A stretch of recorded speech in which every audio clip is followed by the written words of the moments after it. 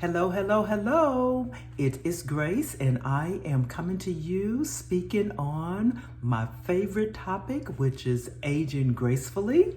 I am embarking on my first full marathon, and I am tracking it and sharing my lessons learned. My experience is going to be probably a little different than most because, again, I am focused on aging gracefully. Doing that, one means I am not running. I am power walking the full marathon, 26.2 miles. I am going to I'm sorry, I said power walking. That was my initial plan, but I'm actually race walking because I realized power walking was not going to get me across the finish line within the time restrictions that is placed on the marathon organization. So I have actually changed my technique of walking from power walking to race walking. I am familiar with race walking. I have just never competed in any of my race walking. So I have did several half marathon and plenty of 10Ks and 5Ks, but this will be my first full marathon, and I am doing it at the age of 57. And another challenge I am going to experience, which is different for me, is I am doing it in cold weather. I am used to doing my races, and I'm usually abroad or in those states that have the year-round nice weather. So I have some challenges ahead of me, but that was the whole purpose for doing this, for growing. So I won't bore you with all those details. I'm going to get straight to the purpose of this particular video. I have my notes here, so you will see me looking down and up just to make sure that I am delivering the message that I want to deliver to you. But again, my thought process behind documenting this experience is for it to be educationally based. I am hoping that there is something that I will say or share with you that you can either use or pass on to someone else. So let's get started. So I'm going to start off with discussing the things I learned about getting started. A couple people have asked what made me want to do a marathon at this point. I had always had on my list of things to do. I shouldn't say always, but I have definitely had on my list for a while to do a full marathon before I turned 60. Well, I realized I'm not getting any younger. I need to go on and get it done. I think if COVID had not happened, I probably would be more ahead on this goal, but can't unthrow the rock, so this is where I am. I'm getting started now. So basically, I am 2 weeks into the decision that I said, okay, I'm going to do this marathon on December the 11th, 2021 in Huntsville, Alabama. I'm 2 weeks into the decision-making process. I'm actually 6 days into my actual training. At one point, you make the decision, then you got to go and get everything. So this is what I'm going to speak about, my experiences so far. So first thing, talking about getting started. Got to make the decision. You have to do your homework. Be aware of your limits. 26.2 miles, whether you're running or walking, can result in injuries, and it's very risky. Because normally during the times when you're able to train for the marathon, you're in areas that your body is not going to normally have performed in the past. So anyone who tells you, oh, it's low risk, whether you're walking or running, that is not the case. This 26.2 miles is not your typical neighborhood jog. So I would encourage people, if you have not been to the doctor lately or recently, please go and check with your physician, get everything checked out to make sure that you're ready for this training program. Second thing, I would encourage people to start as early as possible. In my case, I am actually 14 weeks out at the point that I made the decision to do the marathon, 14 weeks out from the actual date of the marathon. Ideally, I would have liked to have been 18 to 20 weeks out to allow myself to actually build up. But because I am an active walker, power walker, I walk more days out of the weeks than not. And I have a long record of actually walking. I felt safe with my decision, but ideally, again, I would have preferred 18 to 20 weeks out. One of the things is that you need to track what you're doing and be okay with starting small. Even though I have a history of doing active walking on a regular basis, now that I have shifted my gears and I'm actually thinking as in practicing and training for a marathon, I need to still start small and allow myself to get used to the new training regimen. So I get very concerned when people say, oh, I like to run, so I'm gonna join you in the marathon. I get very concerned when I hear that because it's a lot behind getting 26.2 miles done at one time within the time limit, without any injuries, without any medical emergency. It takes preparations. So anyway, with that being said, if you're interested in doing a marathon, I would say do your homework. Find one that works well for you. I was not interested in traveling, so I had to do a lot of homework because I wanted to do something that was here local.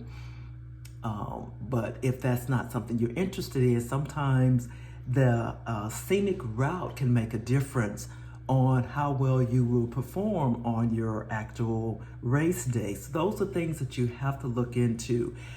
I wanted to be close to home, so I did not want to travel, so it worked out really well that Huntsville, the city that I currently live in, was offering a marathon within the time limits that I wanted to do it. The challenge I have, because I did decide this late in the year, is that I'm going to be running in December. Oh, I'm sorry, I'm not running, I don't run. I'm going to be racing in December.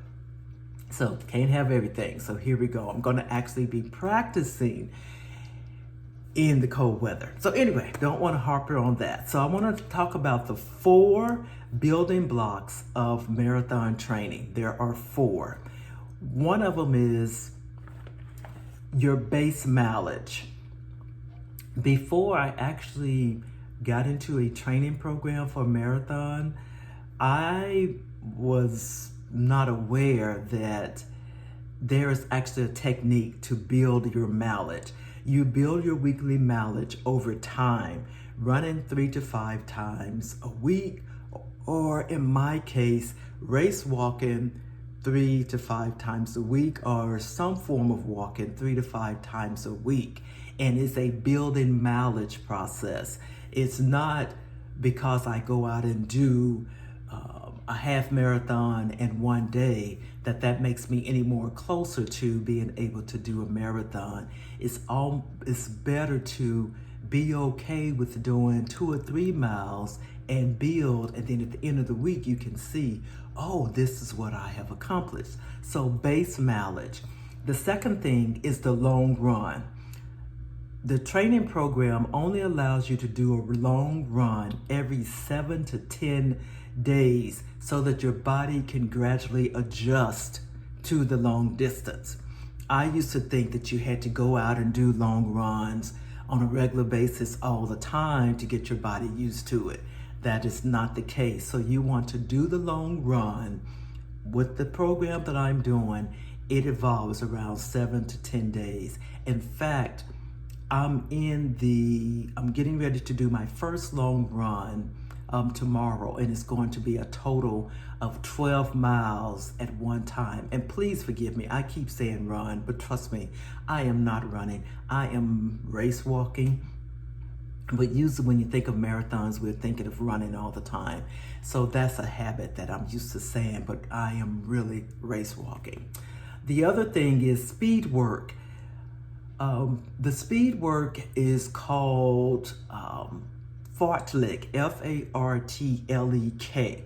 That is a technique of the speed work that I adopted for my training regimen. And basically all it is this interval paces or interval tempos. So the first one that I did, I started off with 10 minutes of just power walking, 20 minutes of race walking, and then 10 minutes of power walking again. Now this technique was new to me. So what I did, not saying it's right or wrong, I'm growing through this.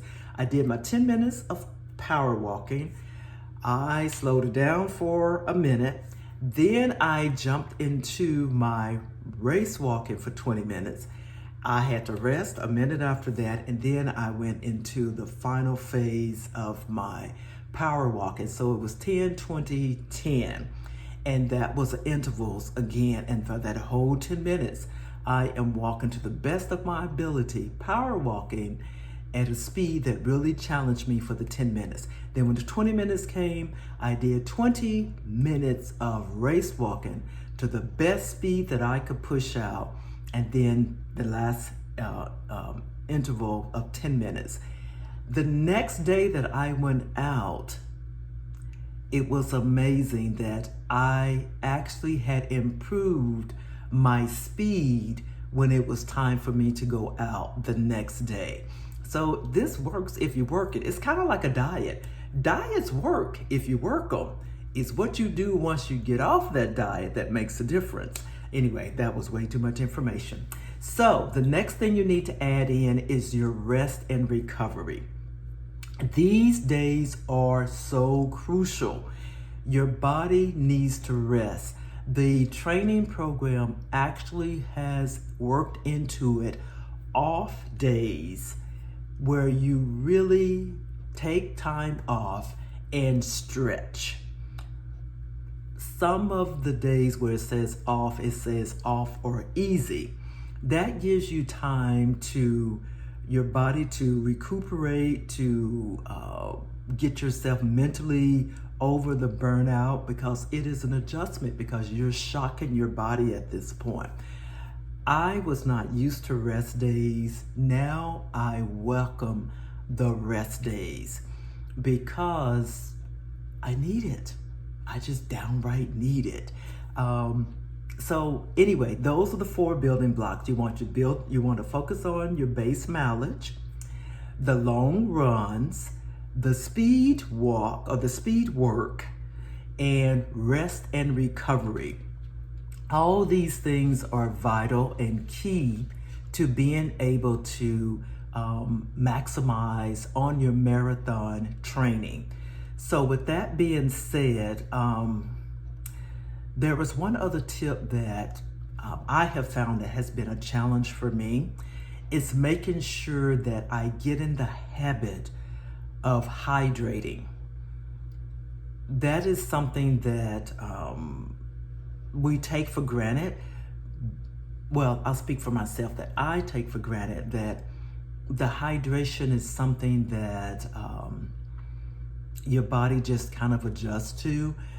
Learning how to hydrate during my training period will help me to know when I'm going to need it during the actual race day. I'm that person, I'm thinking in the back of my mind, oh, I don't want to drink anything because I don't want to stop, I don't want to go to the bathroom. No, your body needs that. It's like the fuel. It's the best fuel that you need during your racing and training time. So I am challenged. I am working on making sure that I have the right little gear to make sure that I'm carrying with me that I can hydrate during my training time. Now on the actual race day, there will be hydration stations out there. And my habit has been in the past, I don't ever stop at them because again, I don't want to have to use the restroom or the bathroom or the outdoor porta potties and all that. I'm going to need to break that mental block that I have. So that is something that I'm working on. So one of the main things that I want to leave of why the training is important, it's more than about just getting the miles under your belt. It is actually learning how your body will perform and actually teaching your body how to perform on the actual race day. It is really a whole lot more involved than just getting the miles under your belt. Things as important as I'm thinking, okay, what am I going to use to make sure I have music? Music is a big deal to me. So that is something I need to learn and practice. Okay, what am I going to do? Am I going to have two phones? What am I going to do? So that is something I got to research. As far as I talked about earlier, getting your gear, knowing your shoes. You don't want to get these shoes too close to the actual race day. Knowing what you're going to wear. Actually knowing what support system you're going to have. Like for me, I don't want anyone running beside me. Although I'm going to be race walking, somebody's probably going to want to possibly run the race with me. I don't really want that. I need to be selfish during this time and be in my zone. My experience has been when I do races with other people, I have a tendency to throttle back, and I cannot afford to do that at this time. So I have decided that for me, I am going to train by myself and also actually do the race solo, because that is what will work best for me. So anyway, so these are my tips. These are the things that I wanted to share with you about my experiences so far with the training of the marathon.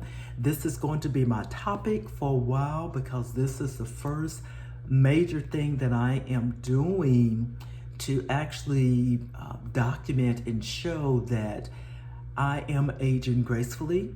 And the things that I can still do, I have no desire to run at this age, not even tempted whatsoever to run. I like challenging myself with the walking, and the race walking is allowing me the opportunity to do that. So there's a lot of research that's involved. You got to find your find what works for you. So these are just tips that I am sharing. I hope there's something that I am saying or doing that's helping you through my documentation. Looking forward to the feedback. Very thankful to all those who have followed. I hope you will continue to follow and share with others. Ask your questions and let me know what things I can answer. I am doing a lot of research, not posting every day because that's overwhelming and it's not necessary, but thank you so much for following me. Much respect. Continue to protect your peace and live your truth.